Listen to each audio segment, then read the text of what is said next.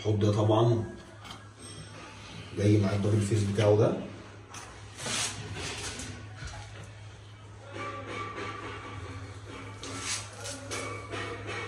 بيركب المسامير.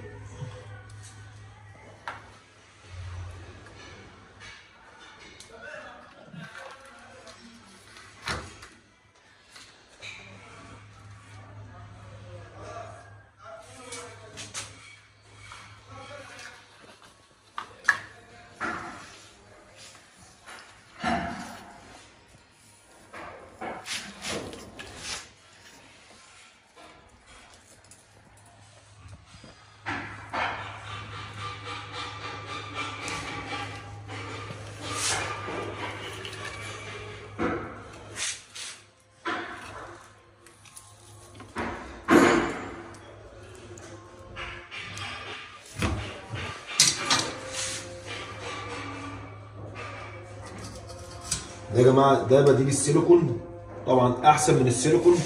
طبعا انا دخلت لقيت ايه، يعني لقينا حاجه صح فهنكمل صح.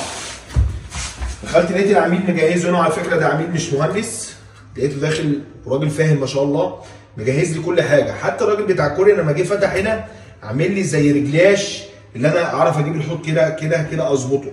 طبعا ده بيركب اهو كده، ده من غير سيليكون، ودي المسامير بتاعته. طبعا الحوض ده جاي فيه الكلام ده، فطبعا هنحط المسمارين وبنبيت وبنربطه من تحت وبنظبطه زي ما احنا ما هنشوف دلوقتي.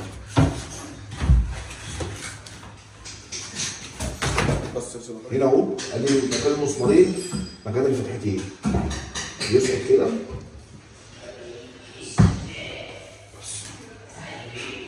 طبعا مع المسمارين من تحت. مسامير وغيرها ده ايه، لما تربط من تحت هيضم معاك الحوض، والرجلاش اللي الراجل ده عامله لو انا عايز اجيب الحوض كده او كده او اظبطه او الكلام ده. طبعا احنا لما بنخش اللي هي بتاع الرخام مجهز الكلام ده عاملين شغلنا صح زي ما حتى متعودين في شغل المطابخ. لما تلاقي ده انا بيبقى متاح معايا ان انا اركب الحوض بكليبسات ما بدلوش سيليكون، زي ما جيت لقيت الحوض هنا اهو متاح معايا اللي هو يركب معايا بالدبل فيس بتاعه ويركب بحاجته كامله يركب. لكن ساعات بنخش اماكن ما بنلاقيش ان الحاجات دي جاهزه، فبنضطر ان احنا نلزقه بسيليكون يعني. نهاركم زي العسل.